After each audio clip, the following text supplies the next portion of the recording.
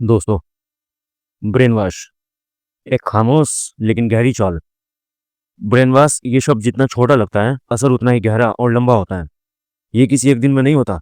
धीरे धीरे चोरी छिपे हमारी सोच में, हमारी भावनाओं में और हमारे विश्वासों में जड़े जमा लेता है। ये एक लॉन्ग टर्म इन्वेस्टमेंट है, जिसमें समय, तकनीक, इरादा और पैसा, ये चारों साथ साथ चलते हैं। और खासतौर पर तब जब निशाना एक विशेष समुदाय हो, जिसकी आस्था, संस्कृति और परंपराएं सदियों पुरानी हो, तब यह काम और भी सधे हुए तरीके से किया जाता है। शायद आप ये सोच रहे होंगे कि हम अचानक ये किस विषय पर बात करने लगे। चलिए बताते हैं। दरअसल हाल ही में मैंने एक पुरानी फिल्म देखी, राम तेरी गंगा मैली। एक फिल्म, एक सीन और पूरी सोच बदल दी गई। इस फिल्म में एक दृश्य ऐसा था जिसने सोचने पर मजबूर कर दिया। एक महिला जिसे मदद की आवश्यकता है, उसे काशी के हरिश्चंद्र घाट से उठाकर एक पंडित ले जाता है। वहां पंडित उसका बलात्कार करने का प्रयास करता है और अगले ही दृश्य में वही पंडित एक मंदिर में बैठकर ओम नमः शिवाय और हर हर महादेव का जाप कर रहा होता है। जरा सोचिए, ये सिर्फ एक सीन नहीं था, ये एक पूरा प्रतीकात्मक हमला था। राम, गंगा, काशी और हरिश्चंद्र, सनातन धर्म के चार ऐसे पवित्र नाम जिन्हें एक साथ अपमानित करने का प्रयास किया गया। सोचने वाली बात यह है कि आखिर क्या जरूरत थी इन नामों को एक ऐसी कहानी में घसीटने की जिसमें समाज की एक बुरी साइड दिखानी थी या नंगापन दिखाना था। फिर क्यों ऐसे पवित्र किरदारों का मजाक उड़ाया गया? शायद इसके पीछे की सोच आप और हम अब समझने लगे हैं। आइए कुछ आंकड़ों पर नजर डालते हैं। फिल्म बनी थी 1.25 करोड़ में, कमाई की थी 20 करोड़, यानी आज के हिसाब से लगभग 500 करोड़ रुपए। पूरे देश में इसके हजारों पोस्टर लगे, सिनेमाघरों में भीड़ उमड़ पड़ी, लेकिन किसी ने एक भी सवाल नहीं उठाया। किसी ने नहीं कहा कि ये हमारी संस्कृति पर प्रहार है। आखिर ऐसा क्यों और कैसे हुआ? क्योंकि ये सब कुछ बड़े आराम से, बिना किसी शोर शराबे के किया गया। ना कोई नारा लगा, ना कोई विरोध, बस एक धीमा लेकिन असरदार वार करने का प्रयास किया गया। दरअसल दोस्तों, बॉलीवुड एक मजहब की तरह है, जिसका उद्देश्य बिल्कुल साफ है।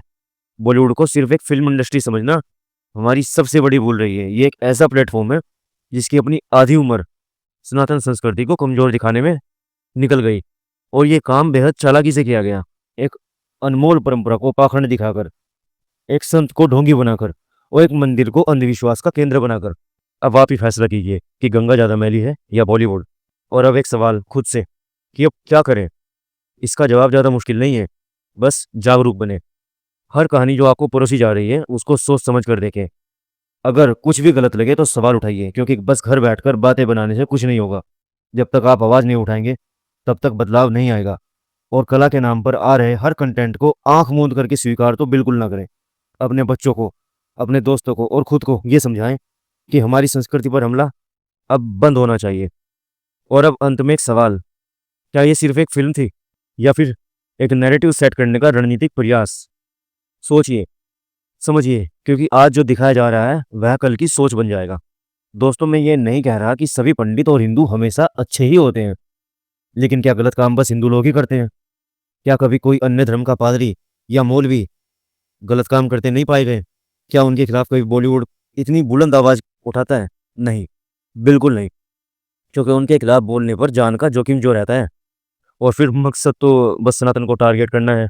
और ये ऐसी पहली या आखिरी फिल्म नहीं थी। हर चौथी फिल्म में यही नैरेटिव सेट करने का प्रयास किया जाता है, और लोगों को इन सब के बारे में गंभीरता से ना सोचने दिया जाए, इसके लिए बोल्ड सीन्स की भरमार कर दी जाती है और अश्लीलता को भर भर कर पेश किया जाता है। क्योंकि वासना से घिरा मन कुछ भी ढंग का नहीं सोच सकता। क्योंकि दर्शक तो बस अभिनेत्री के सुंदर चेहरे और अश्लील दृश्यों को देखकर संतुष्ट हो जाते हैं और तालियां बजाने लगते हैं, लेकिन इन सब का उसके भविष्य पर क्या असर होगा वे सोच भी नहीं पाते। और इसी तरह सनातन विरोधियों का धंधा चलता रहता है, और ये अपने मकसद में सफल होते रहते हैं, और लोग मूर्ख बनते रहते हैं और अपनी गाढ़ी कमाई को इन सब पर लुटाते रहते हैं। साथियों, हमारा उद्देश्य बस आपको जागरूक करना है। यदि आपको हमारा प्रयास अच्छा लगा तो हमें सपोर्ट कीजिए, वीडियो को लाइक और चैनल को सब्सक्राइब करना मत भूलिएगा।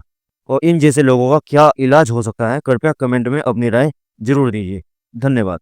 जय भारत।